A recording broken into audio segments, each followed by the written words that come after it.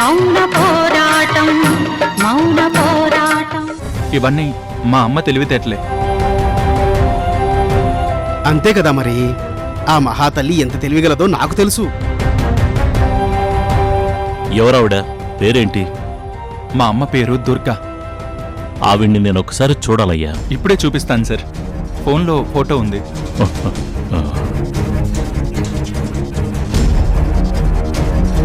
ఇదిగోండి సార్.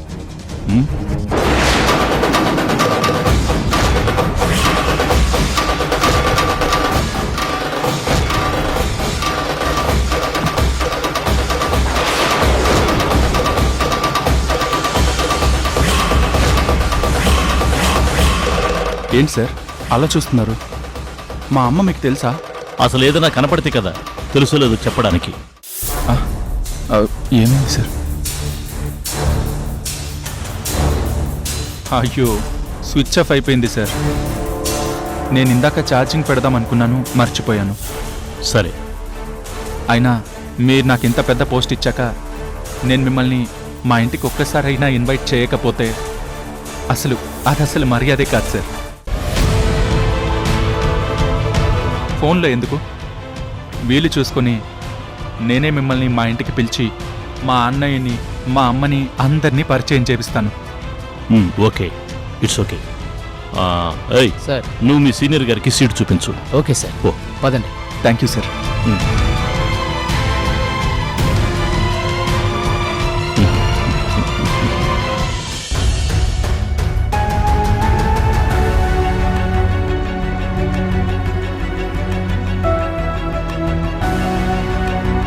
ఏంటమ్మా ఇంతసేపైనా బయటికి రారే వీళ్ళు?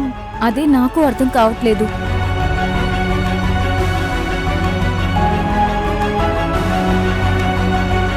జానకి,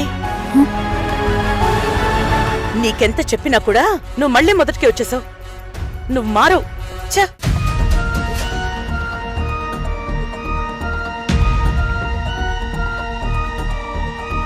నువ్వెంత చెప్పినా వినవు.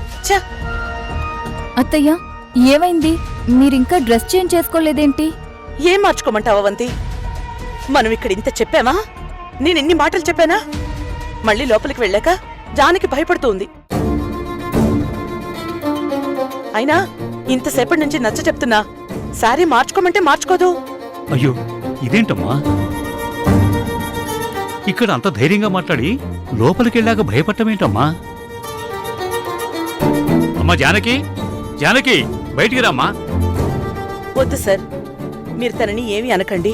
పాపం చిన్నప్పటి నుంచి భయంతో పెరిగి ఆత్మన్యూనతతో సాహసం చేసిన మనిషిని ఒక్కసారిగా మారమంటే కష్టమే. నేనే అనవసరంగా కోప్పడ్డాను పాపం.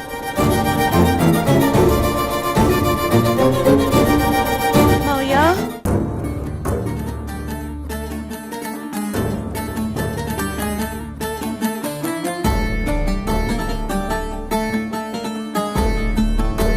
మావయ్యా. అత్తయ్య, నువ్వు స్వతహాగా చాలా ధైర్యవంతురాలివే, చాలా తెలివైన దానివే. నువ్వు ఈ ఇంట్లో ఉంటే మిమ్మల్ని ఎవరైనా తిడతారు, కొడతారు, పనులు చేయిస్తారు. కానీ మా ఇంట్లో అలాంటి కష్టమేమీ ఉండదు. దుర్గత్తయ్యలా నటిస్తే చాలు. అవునమ్మగారు, మీరస్సలు భయపడకండి. మీకు గుర్తుందా, ఓ రోజు మన వంటగదిలో గ్యాస్ సిలిండర్ నుంచి డైరెక్ట్ గా మంటొచ్చేసినప్పుడు అందరూ భయపడి దాని దగ్గరికి కూడా వెళ్లకుండా ఉంటే మీరు మాత్రం జాగ్రత్తగా సిలిండర్ దగ్గరికి వెళ్లి దాని మీద ఓ పెద్ద తడిసిన గుడ్డని వేసి కప్పేసి మంట ఆర్పేశారు. అవునమ్మా, అప్పుడు విశాలాక్షి, మహేంద్ర కూడా భయంతో దూరంగా పారిపోయారే గాని వాళ్ళు ధైర్యంగా ఏమీ చేయలేకపోయారు. అవునా? మరి విషయాలన్నీ ముందే నాకెందుకు చెప్పలేదండి?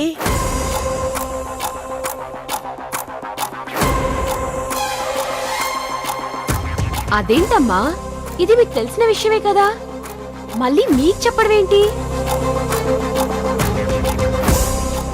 అంటే మీరు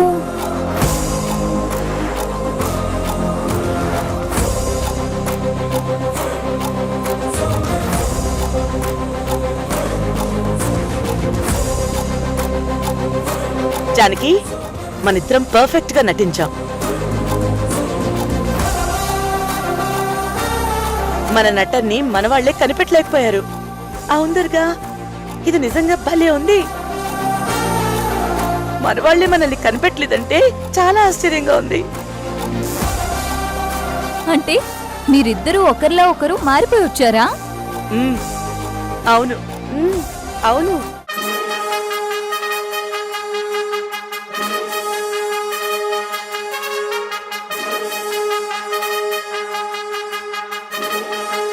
అరే, అస్సలు కనిపెట్టలేకపోయాను. అదే కట్టు బొట్టు మా అత్తయ్య కుండేలానే పచ్చబొట్టు. హ! ఎలా అత్తయ్య ఇలా? నాకున్న పచ్చబొట్టులా స్టాంప్ చేయించాను. జానకి కథ పెట్టాను, నేను స్టిక్కర్ పెట్టుకుని కవర్ చేశాను. అందుకే మీకెవరికీ డౌట్ రాలేదు. జానకి, ఆ పచ్చబొట్టు ఎప్పుడు ఫాలో అవుతూ ఉండు. అలాగే దుర్గా. అవంతి, ఈ స్టాంప్ నీ దగ్గరుంచు. నువ్వు సూపర్ అత్తయ్యా. ఆహా, ఇప్పుడు నాకెంత ఆనందంగా ఉందో, ఎంత ధైర్యంగా ఉందో. నా బంగారు తల్లి జానకి మీ ఇంటికి వెళ్ళి అక్కడ ఎలా నెగ్గుకు రాగలదా అని లోపల చాలా భయపడుతూ వచ్చానమ్మా. కానీ ఇప్పుడు జానకి దుర్గలా మారి రావటం, మాక్కూడా అస్సలు అనుమానం రాకుండా నటించటం చూస్తుంటే చాలమ్మా, ఇంకా మా కష్టాలు తీరిపోతాయన్న ధైర్యం వచ్చింది నాకు. మేమిద్దరం ఎలా నటిస్తామో మాక్కూడా తెలియాలి కదా.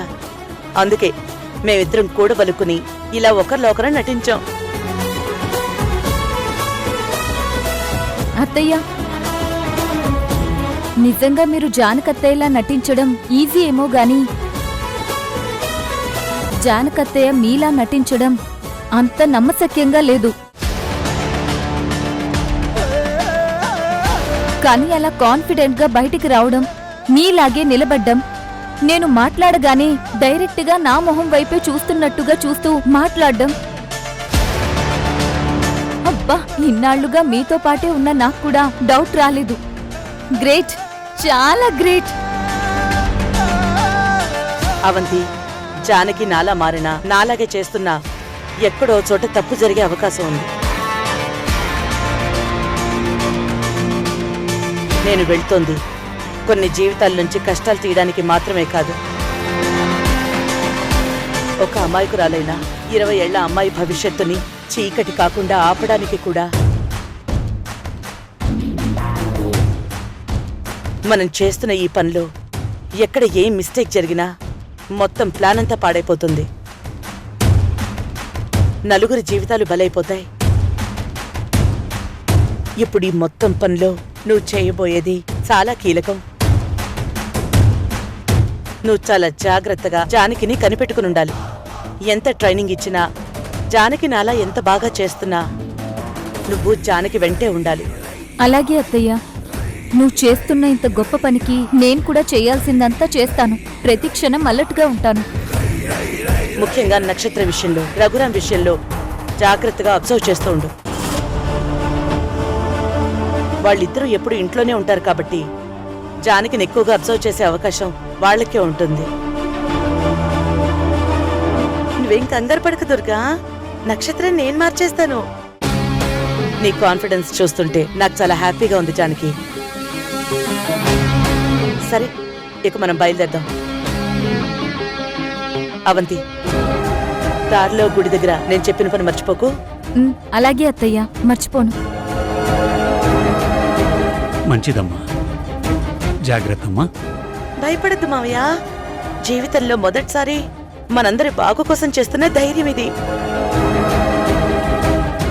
ఖచ్చితంగా ఆ దేవుడు నాకు తోడుగా నిలబడతాడు.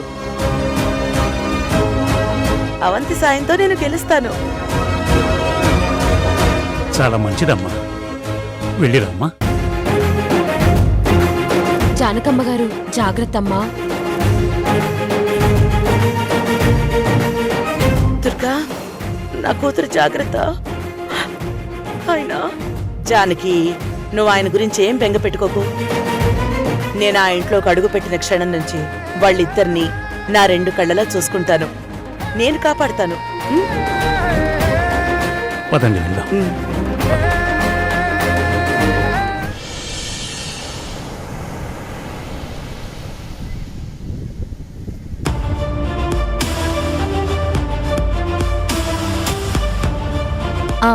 అత్తయ్య,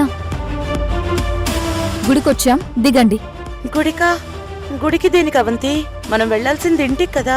ఇక్కడ మనకొక ముఖ్యమైన పనుంది, అది చూసుకుని ఇంటికి వెళ్ళిపోదాం. ఏం పని అవంతి? చెప్తానత్తయ్య, రండి. బాబు, కార్ పక్కన పెట్టు. అలాగే మేడం. దిగండి అత్తయ్య.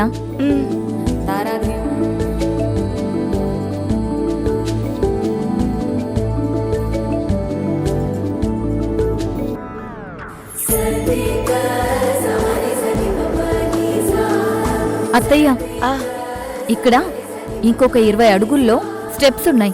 అదెక్కి పైకి వెళ్తే గర్భగుడి వస్తుంది. రండి.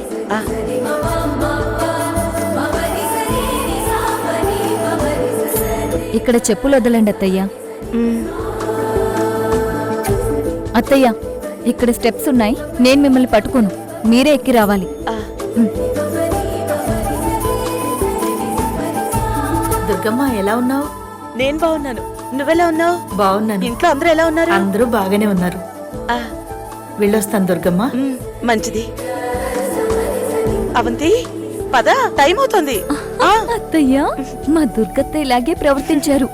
సూపర్. రండి, ఈ పక్కన కూర్చుందాం, ఇంకొక ట్రైనింగ్ ఉంది. రండి, ఇక్కడ కూర్చుందాం.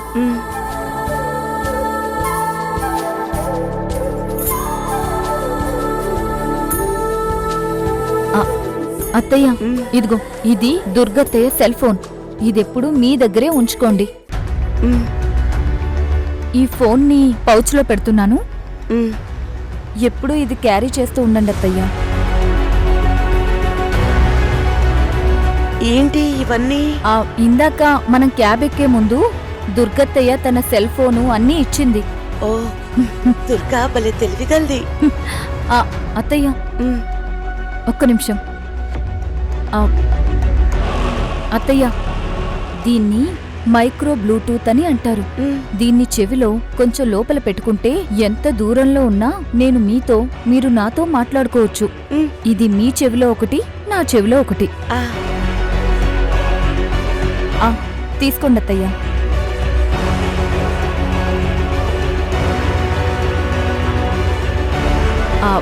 మామూలు బ్లూటూత్ ఫోన్ కి కనెక్ట్ చేసి ఉంటుంది. ఇవి ఒకదానికొకటి కనెక్ట్ చేసి ఉంటాయి. ప్లస్ ఫోన్ కూడా కనెక్ట్ అవుతాయి అత్తయ్య. జనరల్ గా ఇలాంటివి పోలీసులు ఎక్కువగా ఉపయోగిస్తారు. వీటిని దుర్గత్తయ్య స్పెషల్ గా తెప్పించింది. ఇది చెవిలో పెట్టుకుని పైకి కనిపించకుండా ఇదిగో ఇలా కొంచెం జుట్టుతో కవర్ చేసుకోవాలి. ఇవి పడుకునే టైంలో గాని, ఎవరూ లేని టైంలో గాని తీసి ఛార్జింగ్ పెడితే సరిపోతుంది. ఇంట్లో ఆ పని నేను చేస్తాను. అచ్చరే, ఇంతకీ మనం ఇక్కడికెందుకు వచ్చాం అవంతి? ఇప్పుడు ఈ బ్లూటూత్ సాయంతో నువ్వెంత కరెక్ట్ గా పనులు చేయగలవో మనం తెలుసుకోబోతున్నాం. నేను నీకు మన ఇంటి గురించి ఇచ్చిన ట్రైనింగ్ కేవలం లెక్కల ప్రకారం ఇచ్చాను, కానీ ప్రాక్టికల్ గా నువ్వు కొత్త ప్లేస్ లో ఎలా బిహేవ్ చేస్తావో తెలీదు. అందుకే నీకు అలవాటవ్వాలని ఇంటికెళ్లే ముందే ఇక్కడ ఒకసారి చేసి చూసి అప్పుడు ఇంటికెళ్లమని దుర్గత్తయ్య ఇదంతా ప్లాన్ చేసింది. బాగుంది ఆలోచన, కానీ నాకే ఏంటో కొత్తగా ఉంది. ఎప్పుడు ఇంట్లో ఉండే నేను ఇలా బయటికొచ్చి ఈ వాతావరణాన్ని అంతా ఆస్వాదిస్తుంటే నాకే ఆశ్చర్యంగా ఉంది. నీ చుట్టూ ఉన్న మనుషులు నిన్నలా అణిచిపెట్టారత్తయ్యా, కానీ నువ్వే గనక బయట ప్రపంచంలోకి వచ్చుంటే కనబడని నీ కళ్ళకి ఎన్ని వింత రంగులు, ఎన్ని అద్భుతాలు కనిపించేవో. నీ ఊహలతోనే నువ్వో కొత్త లోకాన్ని చూసేదానివి. నీ స్పర్శతోనే ఎన్నో అనుభూతులు పొందేదానివి. కళ్ళు లేని ఎంతో మంది అలాంటి అనుభూతుల్ని పొందారు. ఇప్పుడు నీకలాంటి అనుభవాలు జీవితంలో మొదటిసారి ఎదురవబోతున్నాయి. అంటే ఇప్పుడు నేను ఒక్కదాన్ని చేయాల్సిన పని ఏమైనా ఉందా? అవునత్తయ్యా, నువ్వు ఒక్కదానివే గుళ్ళోకి వెళ్ళి దేవుడి దర్శనం చేసుకొని పూజ చేసుకొని రావాలి. ఇక్కడ పూజారి అత్తయ్యని గుర్తుపడతారు. కాబట్టి నువ్వు గుర్తుంచుకోవాల్సింది ఏంటంటే నీకు కళ్ళున్నాయి అని.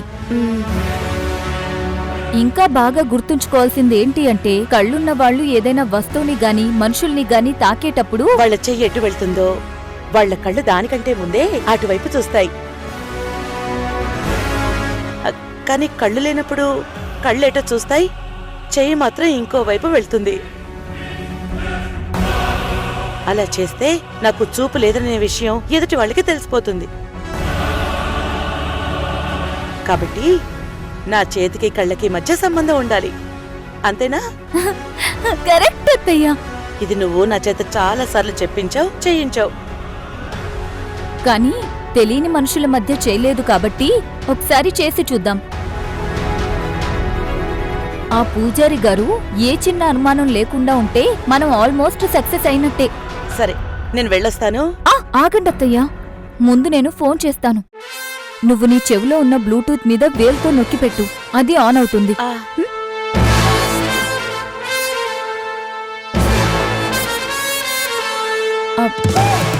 ఆన్ చేసావా?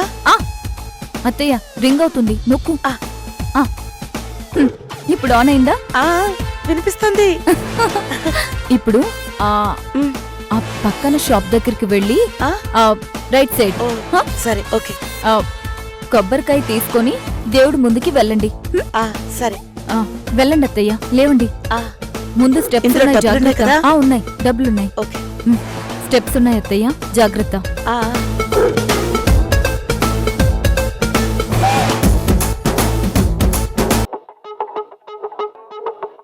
మీకు నా వాయిస్ వినబడుతుందా?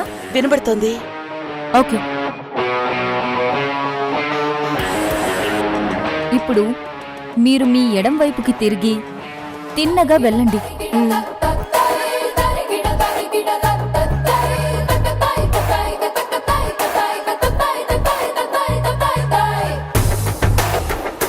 ఇప్పుడు ఆగండి అత్తయ్య, మీ ముందు కొబ్బరికాయలున్నాయి, అదొకటి ఇవ్వమని చెప్పండి. మేడం, ఏం కావాలి మేడం? నాకు అర్చనకి కొబ్బరికాయ సెట్ ఇవ్వండి. Okay madam.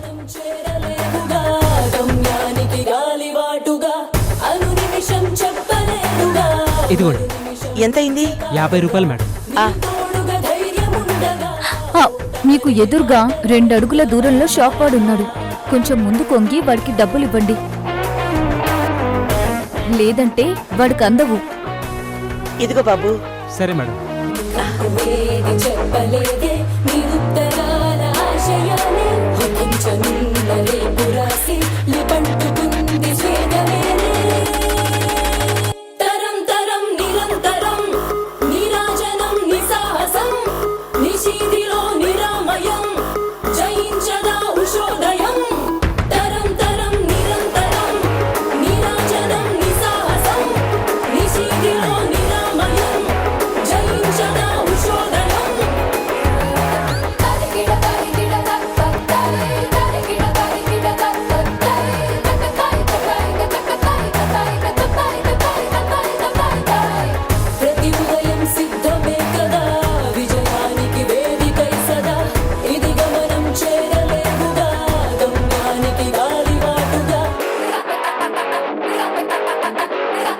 అత్తయ్య, ఇప్పుడు మీరు లెఫ్ట్ కి వెళ్ళి రైట్ కి తిరిగితే గర్భగుడి వస్తుంది, వెళ్ళండి.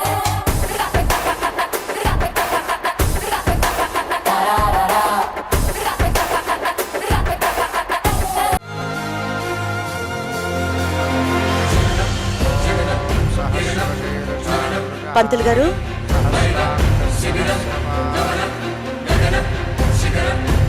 నమస్కారం అమ్మా.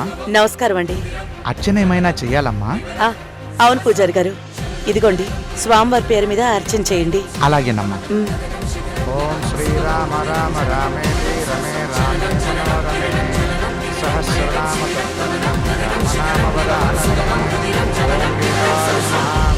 సూపర్ అత్తయ్య, అన్ని కరెక్ట్ గా చేస్తున్నావు. ఓం మహాగణాధిపతయే నమో నమః. భవానీ రామలింగేశ్వర స్వామి దేవతా వరప్రసాద సిద్ధిరస్తు. కర్పూరానంద మంగళ నీరాజనం దర్శయామి.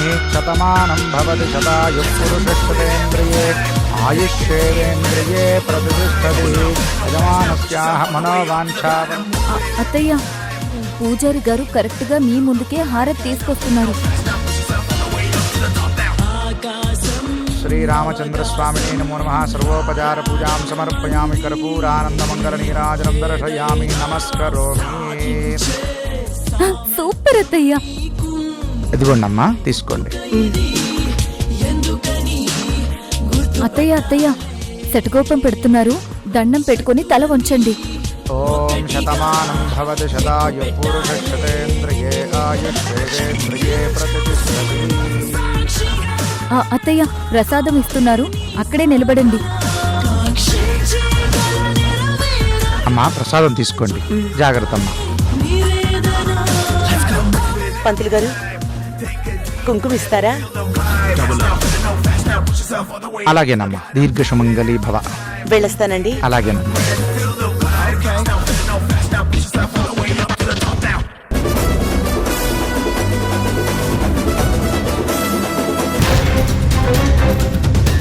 లాగేస్తున్నారండి. వద్దు, ఇప్పుడు నన్ను కొడతారా? అయితే ఈ గదిలో నన్ను ఎవరు కాపాడుతారు? ఎవ్వరు కాపాడలేరు. ఎవరు కాపాడలేరు? వద్దు వద్దు, నన్ను కొట్టదు. ఆయ్!